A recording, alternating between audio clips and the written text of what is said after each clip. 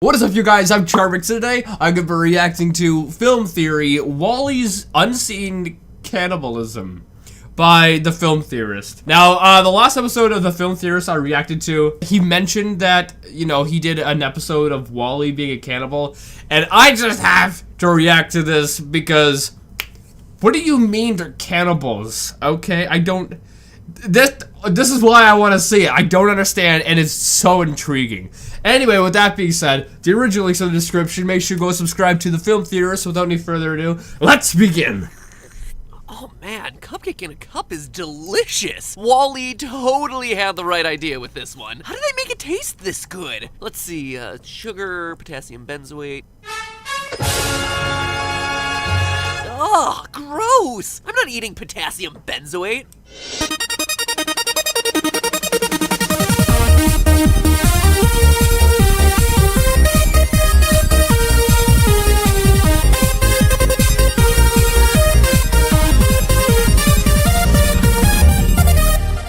Hello, Internet. Welcome to Film Theory, the show where ruining your favorite childhood classics is my prime directive. And in my I don't know if I'd say WALL-E is a childhood classic for me. I don't know. How old would I have been? It came out in 2008? Maybe it is a childhood classic. I don't freaking know. I thought Disney for childhood classics, not freaking WALL-E. crosshairs today is none other than WALL-E. Now, I could be in the worst of moods, like say a hypothetical situation when you have to wait weeks for the darn cable company to fix your stupid internet, when, the internet is kinda your job, and so you're paying people to just sit around and stare at their computers without actually being able to do anything. And do you think that the cable company is gonna come back and repay you for all the lost time and effort? No! Meanwhile, the people who watch your videos are like, hey, where's your videos? What are you doing? MatPat's slacking off! And you're like, no, it's not my fault, blame the internet company, but no one cares. No one cares. You know those sorts of moods? Yeah, I could be in one of those purely hypothetical moods just like that, not based on real circumstances, but you know what? The magic of Pixar makes it... Someone's taking out his anger. It all just fade away. And WALL-E is my all-time favorite. You can keep your Incredibles and Nemos. None of them can compete with robots learning to love. And then they watch Hello Dolly, and then they hold hands, and oh... just getting choked up seeing these clips from the movie. Cut to the next scene, Ronnie. Cut to the next scene. And now they're dancing through space. Oh, I kid you not. I weep openly at 3 separate points in this movie. Really? I don't remember this movie being emotional. It's been so long since I've seen it. It's been 10 years since it came out. It's been a decade. That's a long time. Well, at least I did. Now that I'm in the theory game, I don't so much watch movies anymore as I do study them. And this time I rewatched WALL-E, I wasn't crying because of robot love. I was crying because of the dark secret hidden in the bowels of the Starliner Axiom. To give you a refresher, the Axiom was supposed to be a safe haven for humanity, taking a few laps around the solar system while WALL-E's cleaned up the planet Earth and made it inhabitable once again. But when the events of WALL-E take place, they've actually been gone for centuries, longer than they first intended. They mention it in the movie like it's no big deal. And welcome to day 255,642 aboard the Axiom. Oh, hey, I see the ship's log is showing that today is our 700th anniversary of our 5-year cruise. Well... but that's gonna cause some problems, and one in particular. What are they eating? Cupcake in a cup? What? I mean, you could have your own, what's it called?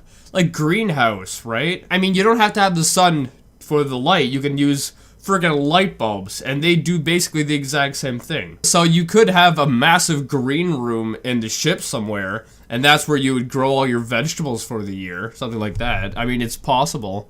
What even is that? Well, be careful what you ask, because if you connect the dots throughout the movie, you can clearly see what the people on the Axiom are truly eating. And spoiler alert, it ain't Matt Damon's poop-tatoes. They're eating each other. That's right, your favorite movie about an adorable little trash robot trying to save the world has covert implications.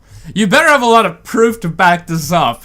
That humanity is so screwed over that people are eating each other. Look, I'm not happy about it either. I wish this could be a theory about how WALL-E discovered the true meaning of Christmas, but there's just no evidence. Cannibalism, though? There's a lot of fishy things in this movie that point strongly in that direction. If it's been a minute since you've last seen WALL-E, 2 things. first, go watch it one final time before you forever start associating it with the consumption of human flesh. And second, there are a few key plot points that you'll want to keep in mind. WALL-E is set a good way into the future, in the year 2805, but the real action begins in 2105, when the Earth became too polluted to sustain human life. The proposed solution is for a superstore named By and Large to build giant spaceships to evacuate humans for 5 years while little robots clean up the mess and make Earth great again. Fast forward to the events of the movie, and as I mentioned before, what was supposed to last for 5 years has now lasted 700, and that... Yeah, that's a long time. That's a long time. The plan was 5 years and it ends up going to 700 years. That's like a video game company pushing their date forward over and over and over. Or at least that's what it feels like. 700-year wait. That leads us to what is a pretty obvious claim at this point. The Axiom has got to be out of food. Trying to stretch 5 years worth of rations into 700? Like what I said, you could have a greenhouse. Like you could have a floor of the bottom of the spaceship dedicated solely to growing food. And you don't, as I said, you don't need the sun, you can use freaking lights. And once you grow the food, you can live that way.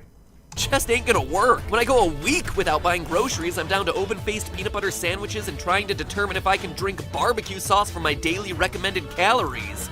You probably could. Maybe they put extra food on board. I hear your busy little fingers typing in the comments already, and yeah, I would say that's practically a guarantee, as packing extra is standard operating practice for today's space travelers. For example, NASA, for an average 7-day flight, will have 2 extra days of food on board with them. But when it comes to the Axiom, we're talking about 140 times the amount of food they would need for the planned 5-year excursion. 140 times! Even if By and Large got wildly ambitious and stock the Axiom with, say, 10 years of food, an additional 2 times the planned trip length, people would still start going hungry hundreds of years before the events we see in the movie. Plus, it's not like people are rationing out their meals. Unlike Matt Damon on the surface of Mars, everyone is unaware of how much food they have left. So the idea of rationing in order to conserve for the long haul isn't a thing they're worried about, and yet the food keeps coming. But from where? It's also important to note that food is going to be different than other limited resources like fuel or water, because there are easy ways for the Axiom to harvest those things for the several centuries where they're in space. In the special feature Captaining the Axiom, we learn 2 important details about the ship. For one, the ship is made out of a nuclear-embedded alloy. The Axiom is a second-generation General Dynamics Type 3 hull configuration made of a patented nuclear-embedded positronium alloy, Which would seem to indicate that it's running on nuclear power. While food supplies will quickly dwindle after a few years,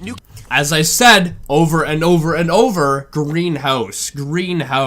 It shouldn't be that hard. Definitely when they have, artificial gravity here. So you just need dirt and seeds, a little bit of water, and some lights to act as a sun. nuclear reactors get a whole lot more bang for the buck. For example, when fully reacted, 1 kilogram of uranium-235, popular reaction agent, produces as much energy as 1,500 tons of coal. So a small amount of that stuff will cover you for quite a long time. And it's not like uranium is gonna turn to mush like a week-old avocado. The time it takes for half a sample of uranium-235 to decay is over 700 million years. So don't need to worry about the expiration date on that one. For water, the Captaining the Axiom video also informs us that the ship is headed to the Kuiper Belt. And here's your destination, Captain. The Kuiper Belt, that enigmatic frontier of our solar system, where fragments of our primordial protoplanetary disk still wait to be explored. This is a part of space that's still, believe it or not, in our own solar system, but is beyond the planets. And all along, we all thought that the solar system ended after your very educated mother just sent you 9 pizzas. Take that, 6th grade science class. What? What? Where the frick do pizzas come into play here? Did I miss something? Theory be dropping knowledge all over this his house. The Kuiper Belt is filled with frozen, asteroid-sized chunks of various substances like methane, ammonia, and you guessed it, water. So it's not going to be hard to imagine that the Axiom could harvest some ice around it. But guess what you won't be finding on rocks floating through the empty void of space? Cows, wheat, other random foodstuffs. So fuel and water could technically be taken care of, but you just can't make food appear out of nowhere. Or can you? See, I was gonna say, like, it's a good point about cows and that, because I highly doubt they would have had those on the ship. I mean, I guess they could technically have them and then just keep breeding them like they do on a farm or whatever. But maybe all the stuff with meat is actually like veggie stuff, because, they can grow the veggies turn that into, you know, a veggie burger or whatever, but don't tell anyone. And no one's the wiser. This is the future after all, so maybe they've developed a way to create food out of thin air. Or at least that's what I initially thought until I looked a bit closer. I mean, food needs to come from somewhere, and note that we don't see any animals on the ship other than humans, unlike See, that's just on the main area. You know, if there's a lower deck, you could be growing stuff down there. water. Food is more complicated than simply a bunch of hydrogen and oxygen atoms put together, so you'd need some ingredients for the food from somewhere. And even if they had developed some meal replacement superfood like Soylent, which delivers all your essential calories, it still requires plants. Soy. Not even the ship's captain recognizes what a plant is or how it grows. Where's the thingy? Plant. Right. So what exactly Now that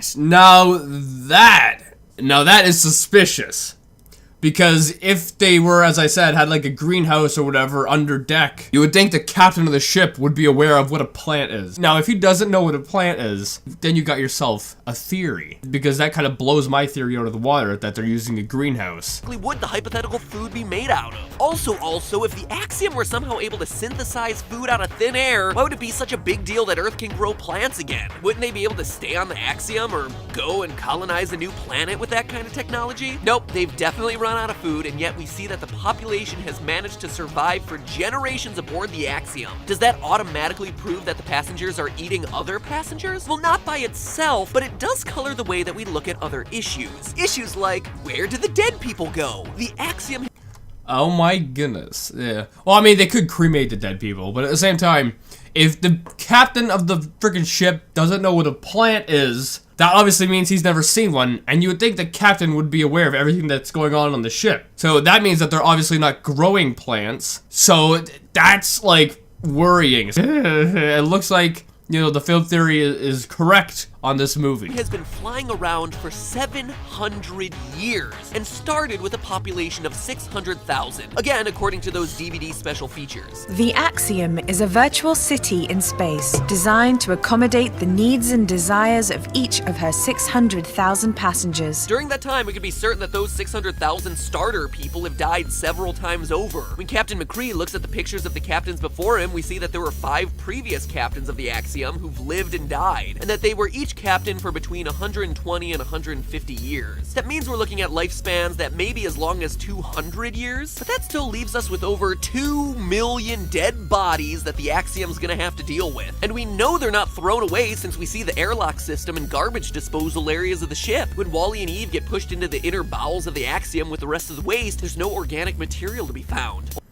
That's because you can cremate them. Like, did you not think of this before? If you were to cremate them, you would save a lot of space. So maybe that's what they're doing. And see right here, you don't know what the stuff is. It could be ash. But as far as what they're eating, it seems like it could possibly be bodies. Only mechanical parts. And when things do get jettisoned out into space, again, there's nothing but trash and metal to be seen. So if you're not throwing the dead bodies away or launching them into space, there's only 2 possibilities. 1, burning them into ash, which is likely, or 2, Oh, there, so you thought of it. recycling them. And if you've got a lot of one kind of material that needs to be recycled, i.e. human bodies, and another resource that you're in desperate need of, i.e. food, then it makes at least mathematical sense to see if the surplus of one can fix the deficit of the other. But of course, no human would ever agree to a plan that monstrous, am I right? Well, I am right, but aboard the Axiom, they wouldn't have to. Remember, the Axiom's captain is incompetent. Until his spiritual awakening late in the film, Captain McCree demonstrates that he holds a meaningless title responsible for nothing more than reading announcements and clapping twice to get his coffee. McCree doesn't even know how the controls of the ship work. What kind of captain doesn't know how the freaking controls of the ship Why work? didn't you wake me for morning announcements? Honestly, it's the one thing I get to do on this ship. So it's clear that any major developments or decisions on the ship aren't going through him. Enter Otto the autopilot, who has no problem instituting the system of man eat man. Remember that all of Otto's actions revolve around Directive A113, a program which says that the Axiom must never return to Earth. Autopilot, take control of everything and do not return to Earth. Repeat, do not return to Earth. Let's get the heck out of here. Both of the problems I just mentioned, the Axiom becoming crowded with corpses and running out of food, would very much threaten Directive A113 by requiring a return to Earth to offload or get more supplies, thereby forcing Otto in an attempt to fulfill his programming to come up with a solution to fix both problems at any cost. Sir, I insist you give me the plan. Otto, get out of my way. We cannot go home. What are you talking about? Why not? That is classified. Captain, give me the plan. What do you mean classified? You don't keep secrets from the captain. It's not evil, it's just an artificial intelligence following his programming to the letter. And unlike McCree, Otto controls pretty much everything happening on the ship because everything on the Axiom is taken care of by the robot fleet. From being lifeguards at the pool, to performing maintenance, to delivering drinks. The passengers have relinquished all the control to the Yeah, this is a real sad movie. I forgot how sad it was. I mean, just seeing all these people. Look at this person can't even get up like a freaking turtle. Like a freaking turtle. It's a real sad movie. Well, it has been a decade since I've seen it, so I guess you can't blame me. the robots. B is for by and large, your very best friend. And many of these robots are obsessed with cleaning and contaminants. Thus, it would only be in their programming to want to dispose of something as unsanitary as a human cadaver. Huh. Which brings us to the grimmest part of all. Sure, I've demonstrated how the passengers and the Axiom could have come about eating each other, both in terms of necessity and in the logistics of how such a system could come about, but up to this point it's been mostly speculation. It's time to prove this grim truth using science. Just look at the passengers aboard the ship. I'd say that they're a bit overweight. I'm triggered! Judging them, that's a big point in the movie. The by and large CEO makes the claim that Due to the effects of microgravity, you and your passengers may have suffered some slight bone loss. and the diagram on the screen strongly implies that the bone loss is the cause of everyone's bootylicious body. But the science of that just doesn't make any sense. Sure, NASA has done a lot of research and determined that the weightlessness of space makes bones less dense very quickly and causes muscles to atrophy, but neither of these cause people to be overweight. And even if it did, what evidence do we really have that these people are subject to microgravity in the first place? Based on the way Wally falls down the trash chute and the way the babies slide down the Lido deck at the end of the movie, the Axiom is mimicking Earth's gravity, just like it mimics Earth's temperature. If there were microgravity on board, you wouldn't need a hover chair because literally any chair not bolted to the ground could hover. So all this talk about microgravity causing obesity is pure lies. And while the movie leads us to believe that their physical inactivity is Wait, so if they have, their own gravity here, wouldn't that mean that their bones would be fine? Because, the reason why in space your bones, get like weaker and decay faster is because of the gravity. Am I wrong in assuming that? is what causes them to gain weight. That also simply isn't true. Inactivity isn't good for you, sure, but weight loss is more tied to what you're consuming rather than what you're burning off. That's so true. That's so true. Because I am not a very active person. And I've been losing weight over the last couple months just from eating a lot less. And I'm not eating healthier either. I still eat... I freaking have chips every night before I go to bed. Let's just say that, okay? I have chips every night before I go to bed. And, I do not eat healthy. I just eat a lot less, try to eat less calories. That's all I'm doing. And as far as working out, I've been working out less over the last couple months.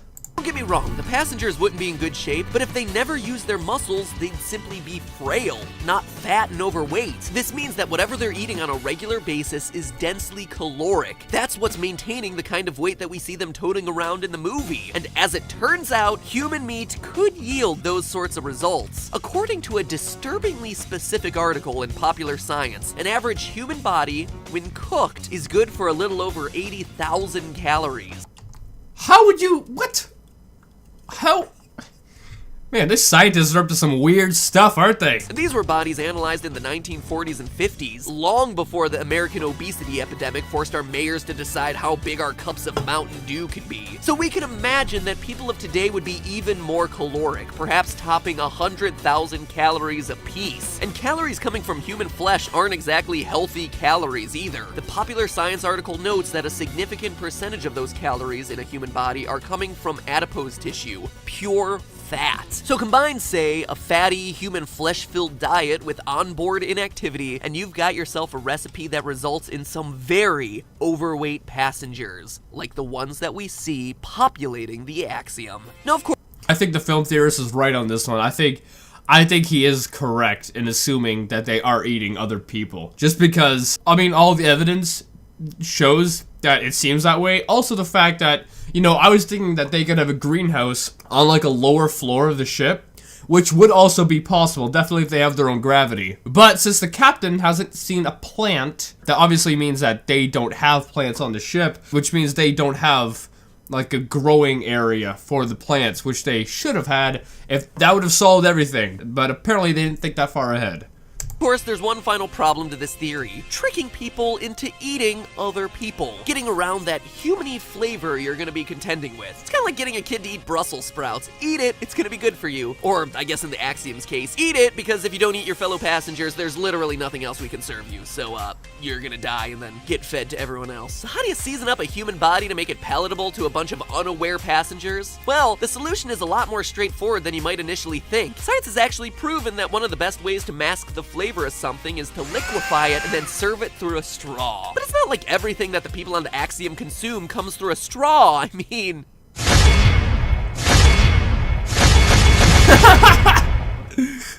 Oh, that's it. I got nothing. I just ruined my favorite Pixar movie. Robot romance will never be the same. And with that, Charlton Heston, if you would be so kind to lead us out. These people! We gotta stop them somehow! But hey, that's just a theory. A theory that I agree with. I think it's like 99% correct. I mean, there's so much evidence that says that, you know, they are eating other passengers and whatnot. Yeah, that really did ruin that movie for me. Wow. Anyway, guys, I hope you liked this video. If you did, make sure you give it a thumbs up, possibly share with a friend if you're new, and subscribe to the family today. Also, make sure you go subscribe to the Film Theorist. Let me know if this ruined WALL-E for you, because it did for me. But yeah, with that being said, I'll see you guys the next time.